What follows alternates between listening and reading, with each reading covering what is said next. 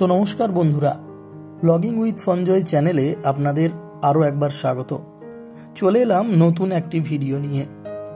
আশা করি থাম্বনেল দেখে এতক্ষণে বুঝতে পেরে গেছো আমি কোথায় ঘুরতে গিয়েছিলাম। আমি বাইকে করে গিয়েছিলাম কলকাতার ভিক্টোরিয়া মেমোরিয়াল।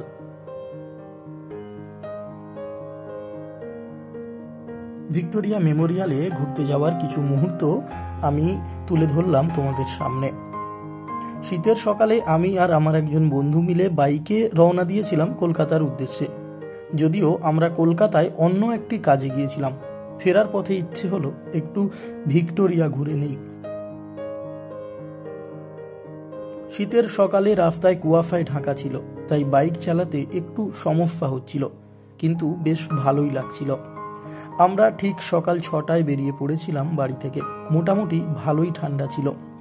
আমরা প্রথমেই কলকাতায় পৌঁছে নিজেদের কাজটা সেরে ফেললাম। এরপর বেলা হতেই আমরা ফেরার পথে রওনা দিলাম ভিক্টোরিয়া মেমোরিয়ালের উদ্দেশ্যে। ভিক্টোরিয়ার সামনে পৌঁছে পার্কিং করে প্রথমেই আমরা 50 টাকা দিয়ে টিকিট কাটলাম।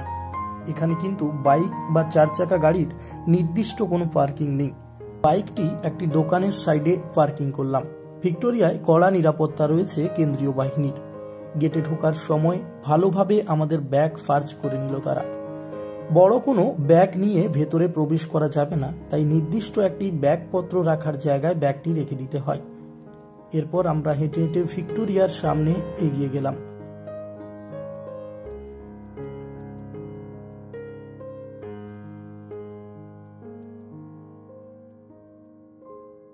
মোটামুটি ভিক্টোরিয়ায় প্রায় দিনই ভিড় লেগে থাকে পর্যটকদের।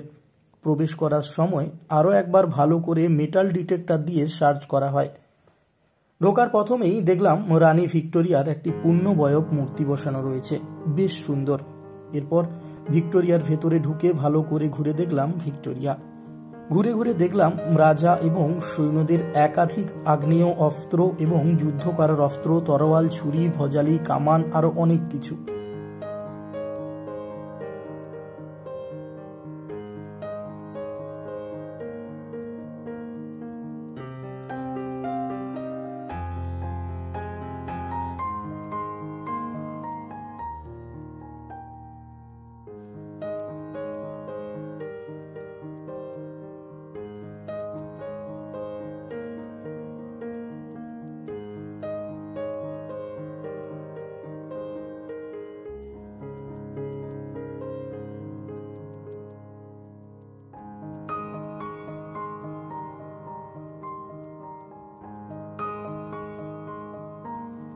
ভিক্টোরিয়ার ভেতরের অ্যাটমসফিয়ারটা খুব সুন্দর লেগেছে আমাকে। এই ভিক্টোরিয়া দেখতে প্রায় ভারতের বাইরে থেকে পর্যটকেরা এসে থাকেন।